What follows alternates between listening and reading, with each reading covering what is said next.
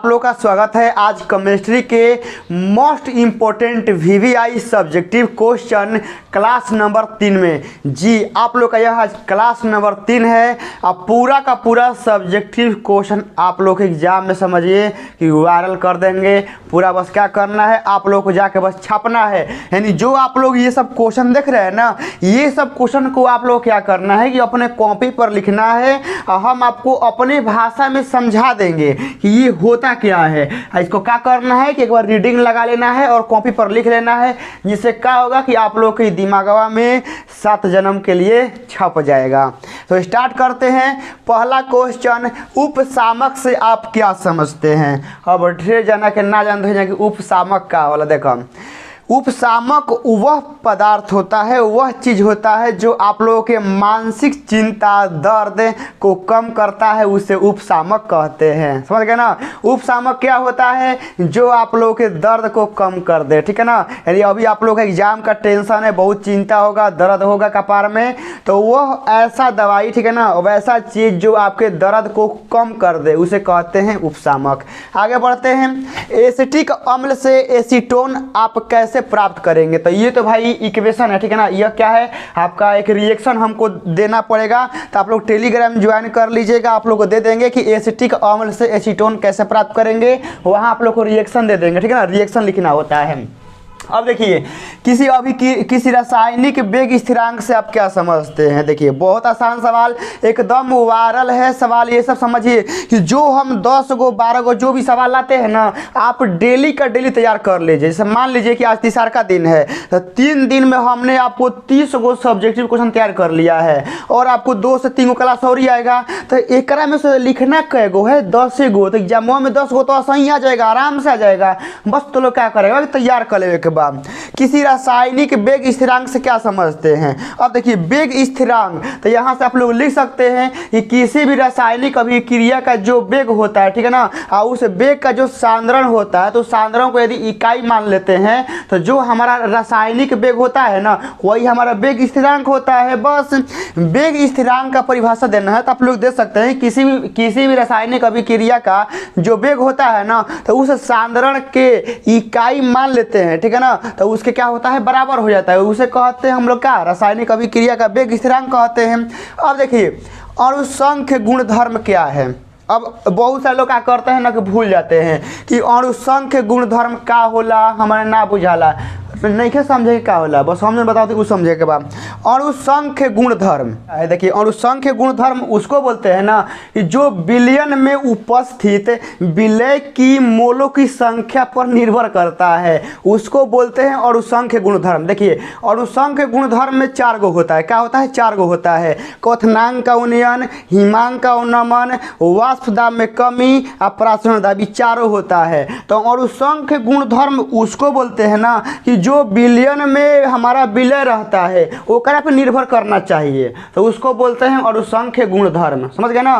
तो अणुसंख्य गुणधर्म समझ में आ गया कि जो किसी विलयन में हमारा विलय रहता है, तो उस विलय की मोलों की संख्या पर जो डिपेंड करता है, निर्भर कर रहता है, तो ओकरा के बोलते हैं अणुसंख्य गुणधर्म। एकरा में 4 गो आता है। क्वथनांक में उन्नयन होता है, हिमांक में उन्नमन होता है, वाष्प दाब में कमी होता है, अपराशरण दाब। ये चारों में से एगो एग्जाम में आप लोग आएगा, कन्फर्म रहिएगा, ठीक है ना। या तो आप लोगों से पूछेगा कि अणुसंख्य गुणधर्म क्या है, यदि ई मिस कर गया तो एक गुण जो है ना आपका क्वथनांक का उन्नयन, हिमांक का उन्नमन, वाष्प दाब में कमी, अपराशरण दाब, चारों में से एगो का परिभाषा पक्का पूछेगा अब की बार। अब देखिए, अब यहाँ से ये 1/2 गुणांक लिखे। 1/2 गुणांक का होता है, जैसे मान लगी तो लोग घर उर में खेत उतना पात हुई ना पाला नो, तो जमीन तो लोग कागज बतावेला कि तो लोग कितना बा, 10 बीघा खेत बा चाहे 5 बीघा खेत बा, लेकिन जब फ्रंट पे खेत ना पाला तो 4 बीघा हो जाला, तो क्या हो जाला, कम हो जाला। क्या होला, कम हो जाला। तो वही जो रहे ना, देखिए 1/2, तो यह एक वैज्ञानिक का नाम था। तो वह क्या किया ना कि असमान संख्याओं को व्यक्त करने के लिए एगो गुणांक दिलन, ठीक है ना। क्या कलन, एगो गुणांक दिलन, तो उनके नाम पे हो गया 1/2 गुणांक। तो देखिए इसका परिभाषा होता है कि विलय के प्रेक्षित मान और सैद्धांतिक मान के अनुपात को, ठीक है ना, 1/2 गुणांक कहते हैं। मतलब प्रेक्षित मतलब का कि जितना तार प्रैक्टिकल से मिलल, आ सैद्धांतिक मतलब का कि जितना तार बतावत रहे पहले से। जैसे खेत के खतियान हो गई, मान लो खेत के कागज तो लोग बउए, तो बताओ था कि तहार जमीन 5 बीघा बउए, लेकिन जब तो अपन खेत न पवैल तो मान लो गोतिया उतिया काट के 4 बीघा कह दिले बसन, तो वह भाई कि 4 बीघा बटा में 5 बीघा के एकरे अनुपात के क्या कहल 1/2 गुणांक। मतलब विलय के प्रेक्षित मान और विलय के सैद्धांतिक मान के अनुपात को क्या कहते हैं 1/2 गुणांक कहते हैं। अब आइए डीएनए फिंगरप्रिंट के किन्हीं 2 उपयोग लिखत आइए। एक आसान सवाल, डीएनए फिंगरप्रिंट जो तो कहिए मान लो पैसा से कहीं निकाल जाए तो लोग चाहे आधार कार्ड बनवैले हो जाता दिले हो जाए फिंगरप्रिंट, एक बारे में 2 उपयोग लिखे के बाद पहले का चीज लिख दिया जा कि आपराधिक मामलों के जाँच करने में यूज होता है। उसके बाद 2 नंबर में माता पिता के व्यक्तित्व पहचान के लिए किया जाता है। जैसे मान लो कि हॉस्पिटल में कहला कि ढेर सारा बच्चा रहला हन, तो मान लो कोनो कोई के बच्चा गुम हो जाला कि केकर बच्चा कौन है, तो वो ये डॉक्टर क्या करता है ना कि माता पिता के जो डीएनए से लड़का का डीएनए मैच कराता है, मैच कर जाएगा तो उनका लड़का है, मैच नहीं करेगा तो उनका लड़का नहीं है, ऐसे होता है। तो आप लोग लिख सकते हैं कि माता पिता के और बच्चे के व्यक्तित्व के पहचान के लिए 2 हो गया। और आप लोग बना सना के जो हो 2 तो लिखना है, ठीक है ना। अब आइए प्रथम कोटि की अभिक्रिया लिखे हैं, बताइए नामे में है, क्या याद करना है, कुछ नहीं याद करना है। प्रथम कोटि की अभिक्रिया, प्रथम कोटि नामे में है कि प्रथम मतलब क्या कि 1, और कोटि मतलब क्या घात 1 होगा। कोटि पढ़ाई नहीं है मैथ में पढ़ा है ना। कोटि मतलब क्या कि आपका घात उतौला होता है, और प्रथम मतलब 1। तो आप लोग लिख सकते हैं किसी भी रासायनिक अभिक्रिया का जो वेग होता है ना, वेग वह उसके सांद्रण के प्रथम घात के समानुपाती होता है, उसे प्रथम कोटि की अभिक्रिया कहते हैं। याद हो गया, बताइए नामे में है, रटना नहीं है, नामे में प्रथम कोटि की अभिक्रिया। किसी रासायनिक अभिक्रिया का जो वेग होता है उसके सांद्रण के प्रथम घात के समानुपाती होता है, उसे प्रथम कोटि की अभिक्रिया कहते हैं। अब आइए विलेयता संबंधी हेनरी नियम, वायरल सवाल है, ट्रेंडिंग सवाल है, सब ट्रेंडिंग सवाल है, बस खाली तैयार कर लेना है। आप लोग मेरा वीडियो देख लेते हैं ना, तो एग्जामवा में क्या होगा ना कि कलमिया चलने लगेगा, क्योंकि अगर में जान आ जाएगा जान। अब देखिए जो हेनरी का नियम है, ठीक है ना, हेनरी एक वैज्ञानिक था, वो है क्या किया, एक नियम दिया। नियम का दिया कि बोला है ना कि किसी गैस के लिए, ठीक है ना, कि अचर ताप पर, मतलब टेम्परेचर क्या रहेगा, फिक्स रहेगा। अचर कहने का मतलब है ना कि टेम्परेचर आप बढ़ा घटा नहीं सकते हैं। तो अचर ताप पर किसी गैस की जो विलेयता होती है उसके दाब के समानुपाती होती है। बस इतना आसान है, लिख देना है। तो हेनरी का नियम, ठीक है ना। अब बोला है विलेयता के बारे में, तो आप लोगों को देखिए एग्जाम में ऐसे लिखना है कि विलेयता संबंधी हेनरी का नियम यह दिया गया है। हेनरी एक वैज्ञानिक का नाम था जो इन्होंने यह नियम दिया कि अचर ताप पर, ठीक है ना, अचर ताप पर किसी गैस की जो विलेयता होती है उसके दाब के समानुपाती होती है, उसे विलेयता के संबंध में हेनरी का नियम कहते हैं। अब इतना में 4-5 लाइन हो जाएगा तो दे देगा नंबर 2 नंबर। अब आइए, अब यहाँ से भौतिक और रासायनिक अधिशोषण क्या कहते हैं तो लोग के दिमाग में सेट हो जाए। ध्यान से देखिए जा कि सबसे ज़्यादा जो बरियार होला ना वो रासायनिक बंध होला, ठीक है ना, मतलब रासायनिक बंधन होला। और सबसे कमज़ोर क्या होला, भौतिक बंधन होला। कहे का मतलब कि भौतिक और रासायनिक अधिशोषण से आप क्या समझते हैं।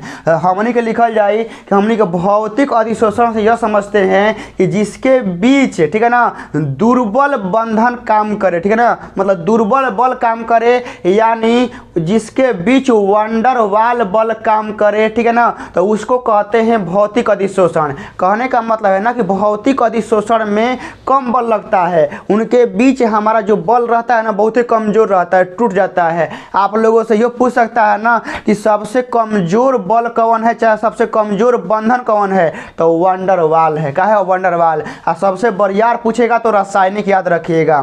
तो आप लोग को यह लिखना है ना कि भौतिक और रासायनिक। देखिए रासायनिक जो होता है अधिशोषण ना ये बहुत ही बरियार होता है, हाँ, भौतिक अधिशोषण क्या होता है ना कि सबसे कमजोर होता है। बस हो गया।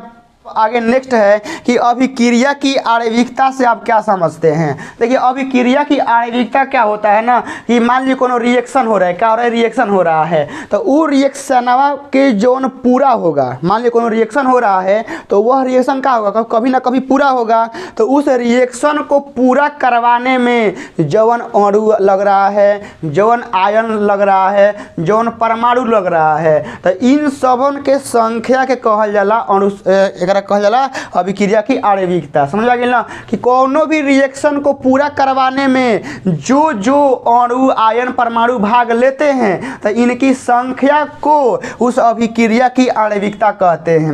नेक्स्ट, भोजन परिरक्षक से क्या समझते हैं, चाहे क्या उदाहरण दीजिए। देखिए नामे में है भोजन परिरक्षक, परि मतलब समझिए कि बाहर से, अब भोजन मतलब कि जो हमारे खाने पीने में सामान उपयोग में लाया जाता है उसको बोलते हैं भोजन। तो अब देखिए भोजन परिरक्षक मतलब भोजन का जो रक्षा करता है उसे भोजन परिरक्षक कहते हैं हम। जैसे देखिए कि आजकल के ज़माने में क्या हो गया ना कि छोटे छोटे सूक्ष्म जीव का है कि बहुत संख्या से बढ़ रहे हैं, तो इनसे बचाने के लिए, अपने खाद्य पदार्थों को बचाने के लिए जिस चीज़ का यूज करते हैं उसे कहते हैं भोजन परिरक्षक। हो गया। अब देखिए मार्को-निकावो का नियम क्या है, ट्रेंडिंग क्वेश्चन है। मार्को-निकावो का नियम क्या है, यह आप लोग का ट्रेंडिंग क्वेश्चन है। तो मार्को-निकावो का जो नियम है ना, इस असुरा बहुत ही लंबा चौड़ा नियम दिया है, ठीक है ना। हम आपको समझा देंगे, नहीं समझ में आएगा तो क्या करेंगे, टेलीग्राम पे डाल देंगे इसका आंसर। तो क्वेश्चन नंबर 12 गो इस वीडियो में हो गया, 10 गो का आंसर कंप्लीट करा दिए हैं। क्वेश्चन नंबर 12 आएगो 2 छोड़े हैं, बस 10 गो का आंसर याद करवा दिए हैं। आप लोगों को टेलीग्राम ज्वाइन कर लीजिएगा। टेलीग्राम नहीं आप लोगों को मालूम है कहाँ पर है, तो इस वीडियो के डिस्क्रिप्शन बॉक्स में टेलीग्राम का लिंक है। यदि फिर भी आप लोग वहाँ से ज्वाइन नहीं हो पा रहे हैं, ठीक है ना, वहाँ से ज्वाइन नहीं हो पा रहे हैं तो कमेंट बॉक्स में कमेंट करिएगा, आपको हम कमेंट में टेलीग्राम का लिंक देंगे स्पेशल, आप वहाँ से ज्वाइन हो जाइएगा। तो 12 गो में 10 गो याद करवा दिए, ठीक है ना। ये 12 का आंसर आप लोग को रेडी कर लेना है, किसी भी कीमत पर याद रखना है। तो टोटल मिला के अभी तक आप लोग केमिस्ट्री में 30 प्लस सब्जेक्टिव क्वेश्चन तैयार करवा दिए हैं, 30 गो, और ये आएगा 20-30 गो, एक में से काम हो जाएगा। तो केमिस्ट्री में 2 नंबरिया का डर खत्म। अब बचा है 1 नंबरिया, तो 1 नंबरिया के लिए आप लोग क्वेश्चन बैंक लगा लीजिएगा, वरना हमको टाइम मिलेगा ना तो आप लोग उसका भी कहानी खत्म कर देंगे। 5 नंबरिया भी आज आएगा, आप लोग रेडी रहिएगा, पूरा आने वाला है, ठीक है ना। तो आप लोग इसको तैयार कर लीजिएगा, पूरा दबा के करना है मेहनत, ठीक है ना। आज ज़्यादा लिखने का प्रैक्टिस करिएगा इस टाइम, ठीक है ना, क्योंकि लिखिएगा तभी एग्जाम में थोड़ा स्पीड बढ़ेगा और राइटिंग बढ़िया रहेगा। मिलते हैं एक इसके पार्ट नेक्स्ट में। जय हिंद।